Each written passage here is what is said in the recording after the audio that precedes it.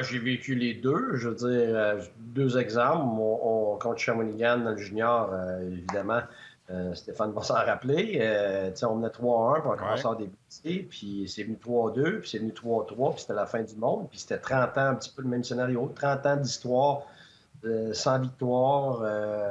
Fait que, c'était très, très, très mental à ce moment-là. Puis on a réussi à gagner le 7e match. Fait que, tu sais, quand les gens ils disent momentum, momentum, puis ça recommence tous les jours, ça.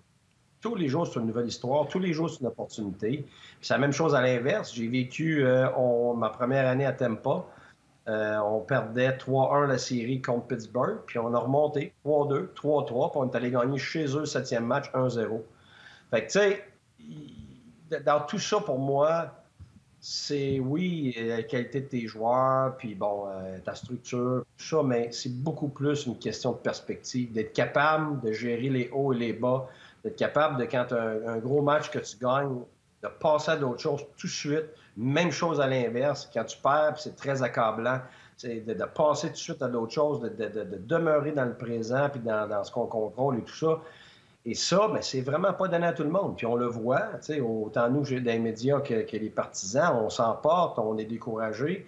C'est normal, mais l'athlète, le coach, le staff, l'organisation ne peut pas tomber dans ce sillon-là, ne peut pas avoir ces réactions-là. Puis c'est ce travail-là qui est extrêmement difficile. Et quand on regarde Toronto, écoute, on le voit dans le visage des gens dans les gradins. C'est fou, là. Tu sais, C'est fou. Toronto marque le premier but, là, Écoute, c'est comme si on venait de révolutionner la planète, là, et puis là, tout d'un coup, puis là, Tampa marque, puis il marque le deuxième but, puis là, t'entends plus rien dans l'aréna. Puis, tu sais, on a entendu quelques fois, à un moment donné, le Go Leafs Go, mais, tu sais, presque rien. C'est vraiment un accablement collectif extrêmement profond. Puis tu le vois chez les joueurs, tu le vois dans les gradins, tu le vois même dans la gérance d'équipe. On voit souvent, mettons, Dubas puis les autres, puis tu vois la pression qui atteint tout le monde, finalement, puis le négatif. Fait que je peux même pas imaginer, là. C'est comment lourd, comment difficile ça doit être de sortir de là. Fait que, puis à l'inverse, ben, t'aimes pas qu'il y a quand même une confiance qu'ils ont acquérie avec le temps dans des situations comme ça. Hey, messieurs, moi, je vais continuer. Puis oui, Guy, je me rappelle de ton histoire avec Shawinigan-Drummondville. Vous aviez perdu Chris DiDomenico lors du match numéro 6 à Shawinigan dans la finale. En fait, il n'avait pas joué le match numéro 7. Vous avez gagné, puis je me rappelle, il était en chaise roulante sur la patinoire. Je vous écoute, je vous entends bien, mais je vous vois pas. J'ai un petit problème technique avec ça. Alors, je veux juste, prenez pas pour acquis que je vous vois. Je vous vois pas encore pour l'instant, mais je voulais juste vous le dire pour que vous le Bon, sachiez. Mais on ouais, Guy, ça t'entend avait bien. été toute une série. Finalement, Drummondville avait gagné en 7 et ça avait amené le championnat au voltigeur. Alors, il y a de la tension, c'est sûr. Moi, j'ai suivi le match hier de Toronto, évidemment. Puis, c'est pas une question de prendre pour un ou pour l'autre. Là. Je prends pas pour un ou pour l'autre. J'ai choisi Tampa en 6, puis peut-être que je vais me tromper. En tout cas, c'est sûr que ça ne sera pas en 6. Si jamais c'est Tampa, ça va être en 7. Mais tu sais, c'est lourd ce qui se passe avec les Maple Leafs, puis on le sent. Là.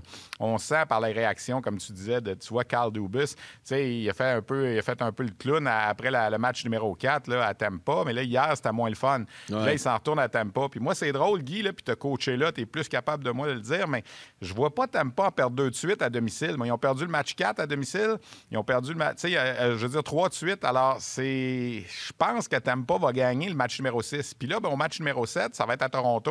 Qui va tenir le bâton le plus Ah, la serré, pression. Toronto ou Tampa? Oh. C'est ça. Alors, tu sais, je veux dire, c'est pas évident ce qui se passe à Toronto et j'ose même pas imaginer. J'ose même pas imaginer. Puis je sais que Guy, tu t'es prononcé là-dessus. Tu as dit, tu sais, qu'on pense qu'à Montréal, il y a de la pression, mais à Toronto, il y en a pas mal. Là. Mais j'ose même pas imaginer une défaite des Maple Leafs en 7 cette année. Ça va être épouvantable, les réactions puis tout ça. Il faut que cette équipe-là se sorte de ce fameux marasme-là, mais on semble pas capable de le faire. Là.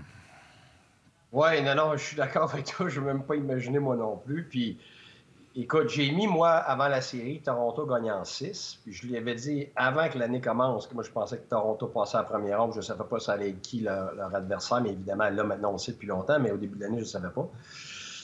Puis, bon, ma prédiction peut être encore vraie, mais pour gagner en 6, il faut qu'il aille gagner à Tampa le prochain match. Et aujourd'hui, Ouais. c'est sûr.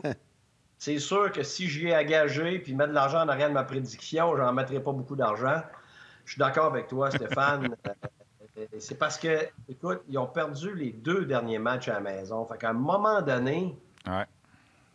là, tu sais, en perdre 3, tes 3 matchs à la maison, t'aimes pas chez eux, puis en plus que Vasilevski vienne de sortir un bon match.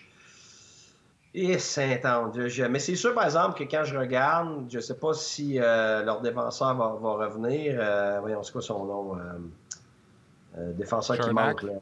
Chernak. C'est sûr que ça peut faire une grosse Chernak. différence. Mais Hedman n'est pas en santé, là. On l'a vu là, se faire frapper hier. Non. Puis quand il est arrivé au Ouais, il n'est banc, pas à Hedman, 100%. moi, ce que ça me dit, là, c'est que c'est peut-être les côtes, là. Puis si c'est ça, là, ça explique pourquoi qu'on le voit pas donner beaucoup de mise en échec, puis que même tu vois qu'il se garde pour être capable de finir le match. Mais ça aussi, ça compte. Mais c'est sûr, par exemple, que quand tu regardes, ça a l'air d'être la fin du monde pour les Leafs, mais ils mènent 3-2, là. Ils sont dans le même siège qu'ils étaient avant le dernier match. Pour eux, il n'y a rien qui a changé, il faut qu'ils en gagnent une. Et même s'ils perdent le prochain, il n'y a encore rien qui a changé parce qu'il faut qu'ils en gagnent une. C'est pas comme si, parce qu'ils en perdent une, là, tout d'un coup, il faut qu'ils en gagnent 2 puis 3. Ils demeurent, puis c'est pour ça que je dis que c'est une question de perspective. Moi, je me rappelle, on perdait 3-1 avec Tampa contre Pittsburgh, puis jamais j'ai parlé d'aller gagner le prochain match. C'était l'inverse. C'était toujours, OK, on est capable de gagner 10 minutes. Les 10 premières minutes du prochain match. Oui, bon, voici ce qu'on peut faire. On est-tu capable? Les gars étaient extrêmement enthousiastes parce que quand tu rétrécis ça à petit, tu rétrécis ça à gérable. Puis après ta première période, là, tu passes à parler de la deuxième. Tu ne parles jamais de gagner le match, puis il faut absolument...